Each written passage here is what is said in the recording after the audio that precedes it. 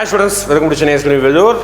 இன்றைக்கி நம்ம டைப்பிங் உடைய மார்க் ஒரு சேஃப் ஜோன் நேற்று தான் இன்றைக்கி காலையில் போட்ட வீடியோவில் என்ன இருக்கும் அப்படின்னு பார்த்தீங்கன்னா ஜேஏ மற்றும் விஏஓடைய சேஃப் ஜோன் இருக்கும்.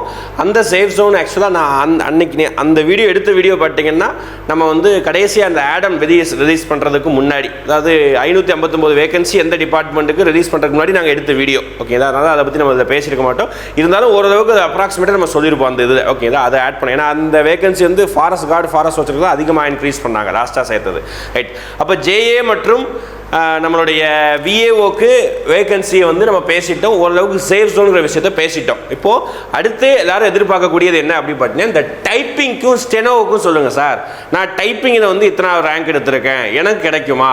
ஓகேதா, ஜேஏ விட்டுருங்க, டைப்பிங் கிடைக்குமா? அதை விட பெரிய கன்ஃபியூஷன் நிறைய பேருக்கு, இந்த டைப்பிஸ்ட் 1னா என்ன, டைப்பிஸ்ட் 2னா என்ன, ஸ்டெனோ டைப்பிஸ்ட் 1, 2, 3னா என்ன அப்படின்னு சொல்லிட்டு எந்த தடவையும் இல்லாமல் இந்த தடவை தான் ரிசல்ட்டை வந்து ரொம்ப உடச்சி கொடுத்துருக்காங்க. எப்போவுமே என்ன இருக்கும், ஜேஏ அண்ட் விஏஓ டைப்பிஸ்ட் அவ்வளோதான், ரெண்டே காலம் தான் இருக்கும். அது என்ன கம்யூனி ரேங்க் ஓவராக ரேங்க். ஆனால் இந்த தடவை JA VAO typist 1, 2, steno typist 1, 2, 3, forest card forest வாட்சரு, இத்தனை விஷயங்கள் இருக்குது. அப்போது ஒரு நபர் எல்லாத்துலேயும் தேர்ச்சி பெற்றா எல்லாத்துலேயும் அவனுக்கு ரேங்க் வந்திருக்கும்.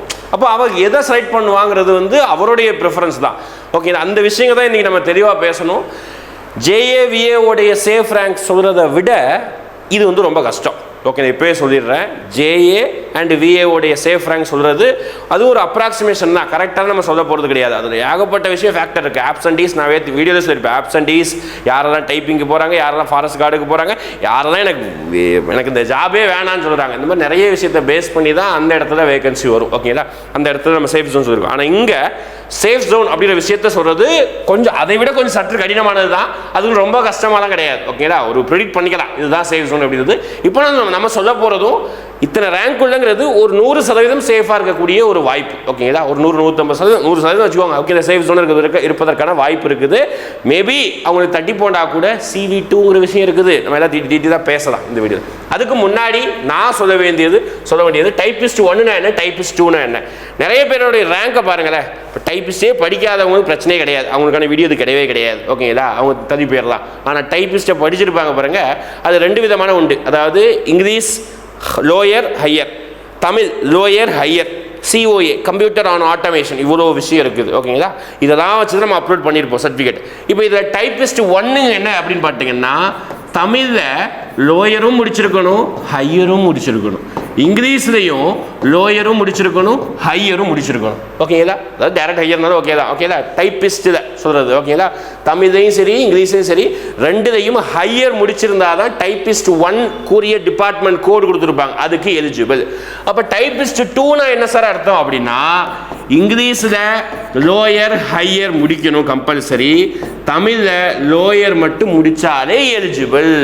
ஓகேங்களா, இந்த இடத்துல தான் இந்த மாதிரி சர்டிஃபிகேட் அப்லோட் பண்ணியிருப்பாங்கல்ல, இவங்களுக்கு மட்டும்தான் இந்த டைப்பிஸ்ட் 2ல நல்ல ரேங்க் கிடைச்சிருக்கும். அதே ரேங்கை வச்சு டைப்பிஸ்ட் 1ல பாருங்களேன், லேக்ஸ் கணக்கில் ரேங்க் இருப்பாங்க. ஓகேதா, இந்த இடத்துல ஒரு 2000-3000 ரேங்க் இருப்பாங்க டைப்பிஸ்ட் 2ல. ஆனால் டைப்பிஸ்ட் 1ல பார்த்தீங்கன்னா ரேங்க், அவங்களுடைய ரேங்க் பார்க்கும்போது 1,20,000 ரேங்க் போயிருப்பாங்க. நிறைய பேர் பார்த்துருப்பீங்க. ஓகேங்களா, வீடியோ பார்க்குறவங்களுக்கு புரியும் அது எப்படி சார் இருக்கும் அப்படின்னா, உண்மையாகவே இருக்குது. நான் கூட ஸ்க்ரீன்ஷாட் காமிக்கிறேன், பார்த்தா ஸ்க்ரீன்ஷாட் கிடைக்கல. ஓகேங்களா, ரைட். எனிவே, அப்போ டைப்பிஸ்ட் 1 டைப்பிஸ்ட் 2க்கு ஒரு டிஃபரன்ஸ் நான் சொல்லிட்டு இதுதான் டிஃபரன்ஸ். ஏன்னா இதில் தமிழில் ஹையர் முடிக்காதவங்க நிறைய பேர் இருப்பாங்க, இந்த டைமில் இருக்க நிறைய பேர் இருப்பாங்க. அந்த நிறைய பேர் தான் இங்கே முடிச்சிருந்தாங்கன்னா அவங்க இதுக்கு எலிஜிபிள். இதே மாதிரி ஸ்டெனோலையும் சின்ன டிஃபரன்ஸ் தான் ஸ்டெனோ 1, 2, 3 இருக்குது. அப்போ எல்லாத்துக்குமே என்ன சார் டிஃபரன்ஸ்னா, டைப்பிஸ்ட் 1ல் ஒரு சில டிபார்ட்மெண்ட்ஸ் அது கீழே கொடுத்துருக்காங்க பாருங்க கோடு. டைப்பிஸ்ட் 2ல ஒரு சில டிபார்ட்மெண்ட், ஃபார் எக்ஸாம்பிள் நாங்கள் டைப்பிஸ்ட் 2 பார்க்கும்போது டிபார்ட்மெண்ட் பாருங்களேன், Tamil Nadu woman corporation department, textile department இருந்தது. ஓகே, இதெல்லாம் டைப்பிஸ்ட் 2ல இருக்கும். 3 டிபார்ட்மெண்ட் இதாக தான் இருக்கும். அது மட்டும் தான் டைப்பிஸ்ட் 2 போஸ்டிங் தான் வரும். அப்போ இந்த விஷயத்தை புரிஞ்சுக்கணும். ஓகேங்களா, இதில் அதிகமான நம்பர் ஆஃப் வேகன்சி டைப்பிஸ்ட் 1க்கு தான், டைப்பிஸ்ட் 2 கிடையாது. ஓகேங்களா, அதனால நீங்கள் டைப்பிஸ்ட் 2வா டைப்பிஸ்ட் 1ங்கிற விஷயத்தை பார்த்துக்கோங்க. நம்ம அடுத்து சொல்லக்கூடிய விஷயம் நான் சொன்னேன்ல, ஜேஏ விட கஷ்டம் இந்த இது பேர் என்ன, டைப்பிங்கோடைய சேஃப் ஜோனுக்கு சொல்கிறதுக்கூடிய விஷயம். என்ன சார் கஷ்டம், ஏன் கஷ்டம் அப்படின்னா, ஒரு சராசரியான நபர் எடுத்துக்கோங்க. அவர் ஓவராலாக ரேங்க் பார்த்துக்கிட்டிங்கன்னா ஒரு 1200 ரேங்க். ஓகேங்களா, ஓவரால் ரேங்க் OR. ஓகே, ORனா என்ன அர்த்தம், ஓவரால் ரேங்க் 1200. அவர் வந்து இப்போ ஜேஏ கண்டிப்பாக எலிஜிபிள் தான். ஜேஏல ரேங்க் வந்திருக்கும், கம்யூனல் ரேங்க் வந்திருக்கும். டைப்பிங்கும் முடிச்சிருக்காரு, ஹையரு லோயரு ரெண்டுலையும் முடிச்சிருக்காரு. அப்போ அதுலேயும் ரேங்க் வரப்போகுது. டைப்பிங் 1லையும் டைப்பிங் 2லையும் வரப்போகுது. ஸ்டெனோவும் முடிச்சிருக்காரு பைபிளில். ஓகேங்களா? அடுத்து ஃபாரஸ்ட் கார்டு ஃபாரஸ்ட் வாட்சருக்கும் அவர் எலிஜிபிள் விதிங் கொடுத்துருக்காரு.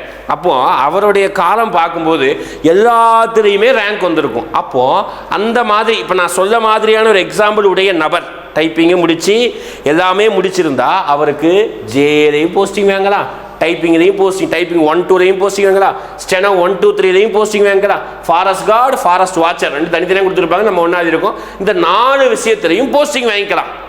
மேபி அந்த நம்பருக்கு அந்த நபருக்கு கவுன்சிலிங் கூப்பிடுறாங்க, அவர் கவுன்சிலிங் 1லேயே வந்துடும். ஓகேங்களா? எப்போவே கவுன்சிலிங் 1 2ல் வந்துடும். கவுன்சிலிங் சீக்கிரமாகவே கூப்பிட்டுருவாங்க. மேபி அவர் விருப்பப்படுறாரு. என்ன விருப்பப்படுறாரு? எனக்கு என் சொந்த ஊர்லேயே எனக்கு விருப்பப்பட்ட நல்ல டிபார்ட்மெண்ட் வேலை கிடைக்கணும். அப்படி கிடைக்கலன்னா நான் அந்த ஜேஏ வந்து எடுக்கவே மாட்டேன் அப்படின்னு ரிசைன் பண்ணிட்டு வருவதற்கான வாய்ப்பு. ரிசைன்னா எனக்கு இந்த கவுன்சிலிங் வந்து எனக்கு வேணாம் சொல்லிட்டு விட்டு வருவதற்கான வாய்ப்பு இருக்குது. அப்போது இந்த மாதிரி பாசிபிலிட்டி எல்லாம் அது அவங்கவுங்களுடைய வில்லிங். எத்தனை பேர் வந்து டைப்பிங்கும் படித்து நல்ல ரேங்க் எடுத்திருக்காங்கிற விஷயம் தான். ஓகேங்களா? நான் இந்த விஷயம் கூட பேசலை, டைப்பிங் மட்டும் நான் பேசலை வச்சுக்கோங்களேன். ஒரு சில நபர்கள் டைப்பிங் சர்டிஃபிகேட்டு வச்சுருப்பாங்க, ஹையர் லோயர், அவங்க வந்து ரொம்ப நல்லா படிச்சிருந்தாங்கன்னா அவங்களுக்கு தான் டைப்பிங்லேயும் ரேங்க் வந்திருக்கும், ஜேஏலையும் ரேங்க் வந்திருக்கும். இப்படி வரும்போது தான் பிரச்சனையே. ஓகேங்களா? இங்கே வந்து பார்த்தீங்கன்னா ஜேஏல வந்து பார்த்தீங்கன்னா ஜேஏ ஒரு விஷயந்தான், அதுக்கு மேலே எதுவும் கிடையாது, அது கீழே நிறைய இருக்குது. ஆனால் டைப்பிங்கில் அப்படி கிடையாது. டைப்பிங்க்கு மேலே ஜேஏங்கிற ஒரு விஷயம் இருக்குது. நான் 2லையும் ஒருத்தருக்கு ரேங்க் வந்திருக்குன்னா இப்போ இதுலையும் அதான் ஒரு நபர் வச்சுக்கோங்களேன், ஒரு 800வது ரேங்க், ஓவரால் ரேங்க் வந்து 800வது ரேங்க். அப்போ இவர் இதுலையும் பாசிபிலிட்டி இருக்குது, டைப்பிங்லேயும் அவருக்கு அதிகமான பாசிபிலிட்டி உண்டு.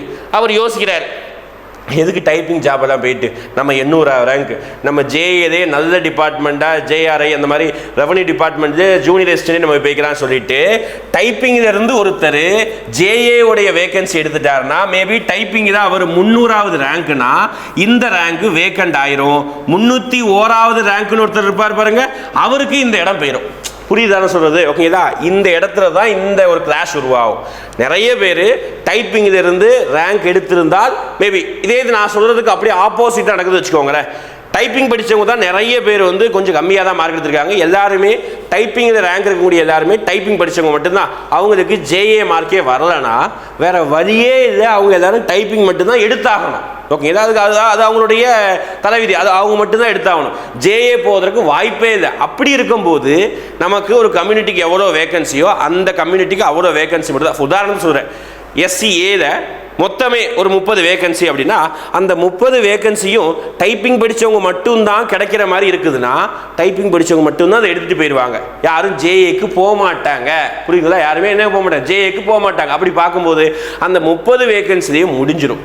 மேபி நான் சொல்கிறதுக்கு அப்படியே ஆப்போசிட் சுச்சுவேஷன். நிறைய குழப்பம் நான் பேசுகிறது. ஓகேங்களா? போன தடவை இதே மாதிரி பேச நிறைய பேருக்கு புரியலன்னு சொன்னீங்க. கொஞ்சம் ரிவைண்ட் பண்ணி பாருங்கள் நான் என்ன பேசுகிறத கொஞ்சம். ஓகேங்களா? எஸ்சிஏல ஒரு சில பேர் டைப்பிங்கும் எடுத்து ஜேயும் எடுத்திருந்தா டைப்பிங்கில் இன்னும் கொஞ்சம் மார்க் கம்மியாக இருக்கிறவங்க திருப்பி எடுக்க வரலாம். ஓகேங்களா? இந்த மாதிரி சுச்சுவேஷன் இருக்கும். இந்த தடவை அதையும் தாண்டி இன்னொரு ட்விஸ்ட்டு, ஃபாரஸ்ட் கார்டு வாட்சர். சும்மா ஒரு சில பேருக்கெல்லாம் அந்த வேலைக்கு போக விருப்பமே இருக்காது. ரைட்டு போட்டு விட்றா அப்படின்னு சொல்லிட்டு அவங்க ஒன்று டிக் பண்ணி கொடுத்துருப்பாங்க. இப்போ அவங்களுக்கும் இந்த ரேங்க் வந்திருக்கும். அவங்க இது ஜேஏ வரல, டைப்பிங் வரல, ஸ்டெனோ வரல, ஃபாரஸ்ட் கார்டு வேணால் எடுத்துக்கலாம். ஓகேங்களா? ஆனால் இதுக்கு நிறைய பேர் விதிங் கொடுக்க மாட்டாங்க, நல்ல மார்க் எடுத்தவங்க. ஏன் அப்படின்னா மேபி அது உங்களுடைய பேஷனாக இருந்தால் விதிங் கொடுக்கலாம். ஓகேங்களா? நான் ஃபாரஸ்ட் கார்டுக்கு யூனிஃபார்ம் போடணும் அப்படின்னு விருதிங் இருந்தால் மேபி கொடுக்கலாம். ஆனால் எனக்கு ஜேஏ வந்திருக்கு, நான் ஜேஏ எடுத்து பேர் வந்தால் நிறைய ஓகேங்களா எடுத்து 80% பாசிபிலிட்டி இருக்குது. ஆனால் ஒரு சில பேருக்கு அதை விருப்பப்பட்டு போவாங்க. அவங்க கண்டிப்பாக போக தான் செய்வாங்க. அதுவும் நம்ம மாற்றுக்கிறது சொல்ல முடியாது. ஓகேங்களா? ஏன்னா இந்த வேலையை விட இந்த வேலை எளிமையானது. ஓகேங்களா? வீட்டுக்கு வந்துக்கலாம். இது கொஞ்சம் ரொம்பலாம் கஷ்டம் கிடையாது, கொஞ்சம் கடினமான வேலை. அது அந்த ஜாப் நேச்சர், அது நம்ம ஒன்றும் சொல்ல முடியாது. அதே மாதிரி பார்த்தீங்கன்னா ஃபாரஸ்ட் கார்டில் ஸ்டேட்டு தான் யூனிட்டு, உங்களுக்கு டிஸ்ட்ரிக்ட் வைஸ் எல்லாம் கிடையாது. அவங்க போஸ்டிங் எங்கே போடுறாங்களோ அங்கே போய் வேலை பார்த்தா ஆகணும். ஆனால் ஜேஏல அப்படி கிடையாது. நீங்கள் உங்கள் சில டிபார்ட்மெண்ட்டில் உங்கள் விருப்பப்பட்ட மாவட்டத்துக்குள்ளே நீங்கள் வேலை பார்த்துக்கலாம். ஓகேங்களா? அதுதான் இங்கே பிரச்சனை. அதுதான் வந்து இங்கே ஒரு ஹைலைட்டான பாயிண்ட். ஓகேவா? அப்போ இதெல்லாம் வச்சு தான் நான் உங்களுக்கு வந்து ஒரு சேஃப் ஜோன்ங்கிற விஷயத்தை நான் சொல்கிறேன். அப்போ ஞாபகம் வச்சுக்கணும், டைப்பிங்கில் ஆப்சன்டீஸ் பார்க்கணும், டைப்பிங்கிலேருந்து எத்தனை பேர் வந்து ஜேஏக்கு போகிறாங்கிற விஷயத்தை பார்க்கணும், டைப்பிங்கிலேருந்து எத்தனை பேர் ஸ்டெனோவுக்கு போகிறாங்க, ஸ்டெனோலேருந்து எத்தனை பேர் ஃபாரஸ்ட் கார்டுக்கு போகிறாங்க, இந்த விஷயத்தை தான் பார்த்து தான் இந்த சேஃப் ஜோன் போடணும். அதை தாண்டி இன்னொரு விஷயம், இவ்வளோ ப்ராப்ளம் இருக்குது. அதனால தான் எப்போவுமே சிவி கூப்பிடும் போது, சிவினா சர்டிஃபிகேட் வெரிஃபிகேஷன், அடுத்த ஒரு 10 நாளாக கூப்பிடுவாங்க பாருங்க. ஓகேங்களா? யாரெல்லாம் எலிஜிபிளோ அவங்க தான் கூப்பிடுவாங்க. அப்படி கூப்பிடும் போது ஜேஏல எவ்வளோ பேர் தெரியுமா கூப்பிடுவாங்க? 1:2 ரேஷியோவில் கூப்பிடுவாங்க. கம்பல்சரி இது நடக்கும். ஏன்னா பார்த்தே இருங்க, போன தடவை இதே மாதிரி நடந்தது. ஓகேங்களா, ஜேஏல 1:2, அதாவது ஒரு 3000 வேகன்சினா 6000 பேரை ஜேஏல கூப்பிடுவாங்க. சிவிக்கு அது எல்லாருக்கும் வேலை கொடுத்துட மாட்டாங்க, அது வேற விஷயம், அது அப்புறம் பேசலாம். ஆனால் நம்ம டைப்பிங்கில் பார்த்தீங்கன்னா 1:2.5 ரேஷியோவில் கூப்பிடுவாங்க.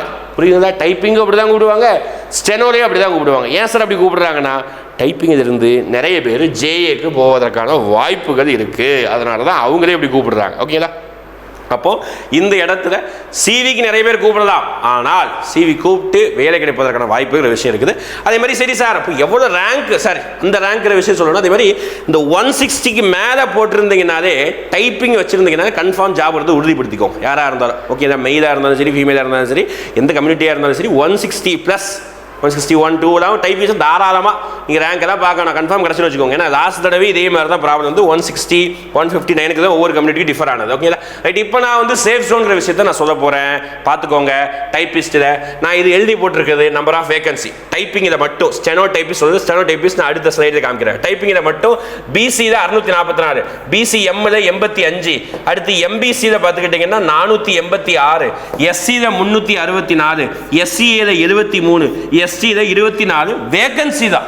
ஓகேங்களா? இது நம்பர் ஆஃப் வேகன்சி தான். இந்த ரேங்க் ரேட் தான் சேஃப் சொல்லுது. இப்போ உதாரணத்துக்கு பிசியில் மட்டும் 644 பேர் வந்து செலக்ட் பண்ண போகிறாங்க. இதுதான் அலோகேஷன். மேபி அந்த 644ல் ஒரு சில பேர் ஜேஏவும் செலக்ட் ஆகிருப்பாங்க, ஃபாரஸ்ட் கார்டும் செலக்ட் ஆகிருப்பாங்க, ஸ்டெனோவும் செலக்ட் ஆகிருப்பாங்க. ஓகே, இதை கண்டிப்பாக செலக்ட் ஆகிருப்பாங்கப்பா. அப்போ அவங்க என்ன பண்ணலான்னா, டைப்பிங் ரேங்க்குள்ளே இருக்கிறவங்க கண்டிப்பாக நான் ஜேஏ போய்க்கிறேன், எனக்கு அங்கே நல்ல போஸ்டிங் இருக்குது, நான் அங்கே ரேங்க் இருக்குது, நான் அங்கேயும் போய்க்கிறேன், இதில் எனக்கு வேணாம், ஸ்டெனோ வந்து எங்கள் மாவட்டத்திலே கிடைக்குது. இது தான் பெரிய ரோல். என்ன மாவட்டத்தை சூஸ் பண்ண போகிறாங்க ஒவ்வொருத்தரும், என்ன டிபார்ட்மெண்ட்டை சூஸ் பண்ண போகிறாங்க, அது அவங்களுடைய ப்ரியாரிட்டியை பொறுத்து, இந்த விஷயம் தான் பொறுத்து தான் அது மாறும். அப்போ பார்க்கும்போது அப்போ என்ன சார் சொல்ல வரீங்க, அப்போ எவ்வளோ தான் சேவ் சொல்லணும் அப்படி பார்த்தீங்கன்னா, ஒவ்வொரு வேகன்சிலையும் ஒரு 15லிருந்து 20%. ஓகே, இதுதான் லாஸ்ட் தடவை ப்ரிடிக்ஷனாக இருந்தது. 15லிருந்து 20% எக்ஸ்ட்ராவாக ஆட் பண்ணிக்கோங்க. ஃபார் எக்ஸாம்பிள் நான் 20% வைக்கிறேன் ஹையஸ்ட்டாக. ஓகேங்களா? அப்போ 644க்கு 20%, 10% 64, 20% 65 கூட்டிங்கன்னா 130. அப்போ ப்ளஸ் 130 பேரை ஆட் பண்ணீங்கன்னா இந்த இடத்துல சேஃப் ஜோன். அப்போ கிட்டத்தட்ட 800க்குள்ளே இருந்தீங்கன்னா தாராளமாக சேஃப் ஜோன். ஓகே, இது வந்து அது வந்து ஜேஏக்கு போவதற்கும் ஜென்ரலாக எடுக்கிறதுக்கு. ஓகே, அப்போ இந்த இடத்துல ஜென்ரலாக எடுப்பதற்கு பாசிபிலிட்டி இருக்குது. நான் சொன்னேன் போன தடவை, பிசியில் உமனுக்கு மட்டும் கிடையாது, பிசியில் போயிட்டு ஜென்ரல் கேண்டிடேட்லையும் போய் எடுப்பாங்க. அப்படி பார்க்கும்போது ஒரு தோராயமாக 900 கிட்ட, ஓகேங்களா, 900 வச்சுக்கோங்க, 900 ரேங்க்குள்ளே டைப்பிங்கில் இருந்தீங்கன்னா உங்களுக்கு ஒரு சேஃப் ஜோன் அப்படி வச்சுக்கோங்க, பிசி கேட்டகரி. ஓகேங்களா? அடுத்து வாங்க பிசிஎம்மில். ஓகேங்களா? இதே மாதிரி நம்ம கணக்கு போடும்போது கிட்டத்தட்ட ஒரு 110 ரேங்க்குள்ள, உங்கள் கம்யூனல் ரேங்க், நான் சொல்கிறது எல்லாமே கம்யூனல் ரேங்க்குள்ள இருந்தீங்கன்னா ஒரு சேஃப் ஜோன். எம்பிசி அப்படின்னு பார்க்கும்போது இதுக்கு பார்த்தீங்கன்னா டைப்பிங் எல்லாமே வச்சிருந்து நிறைய பேர் ஜேஏ போகிறதுக்கு வாய்ப்பு இருக்குது, ஆப்சன்டீஸ் வாய்ப்பு இருக்குது, வேறு ஜாப் போவதற்கு வாய்ப்பு இருக்குது.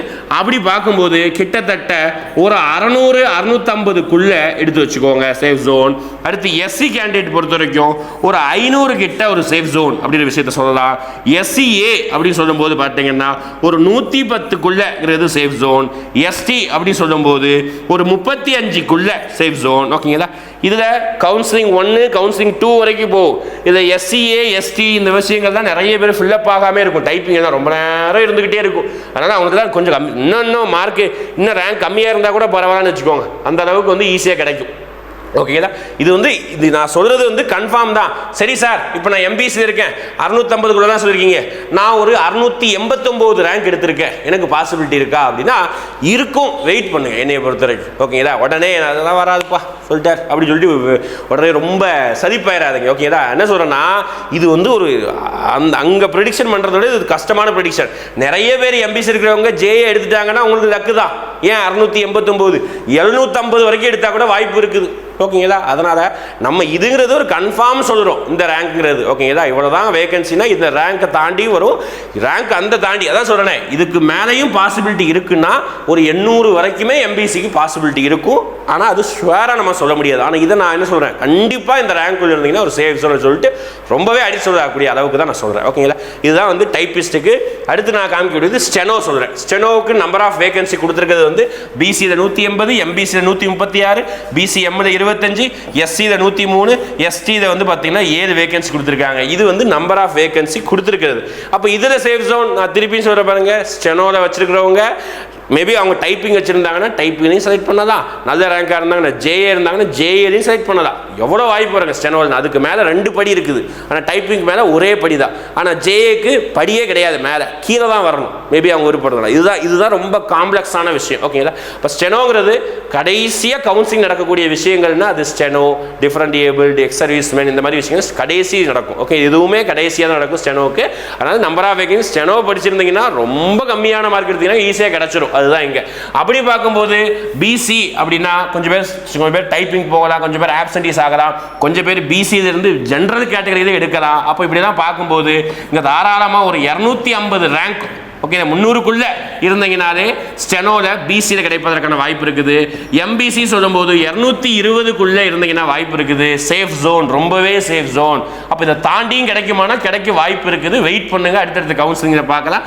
பிசிஎம் அப்படின்னு பார்க்கும்போது ஒரு 35 கிட்ட அந்த ரேஞ்சில் இருந்தால் கிடைக்க வாய்ப்பு இருக்குது.